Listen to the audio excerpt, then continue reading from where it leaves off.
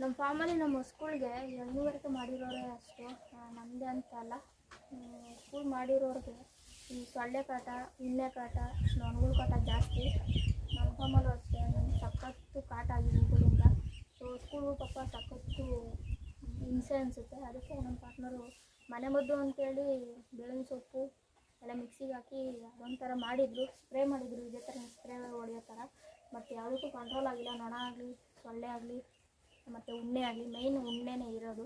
So ಅದಕ್ಕಂತೇಳಿ ಮೆಡಿಕಲಲ್ಲಿ ಯಾರು clear ticks ಅಂತೇಳಿ ಒಂದು ಸ್ಪ್ರೇ ತಂತಾರೆ, ಇದನ್ನು ಹೊಡೆದಿದ್ದಾರೆ.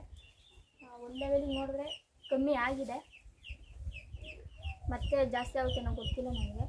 ಬಟ್ ಇದು 150 ml ಅಂತೆ, 150 ರೂಪಾಯಿ. ಇದು 150 mlಗೆ 150 ರೂಪಾಯಿ ತಗೊಂಡಿದ್ದಾರೆ. ಇದು ಆಗಲೇ ಇನ್ನು ಒಂದು ಸ್ವಲ್ಪ ಇಲ್ಲಿ ಹುಡುಗಿದೆ ಅನಿಸುತ್ತೆ.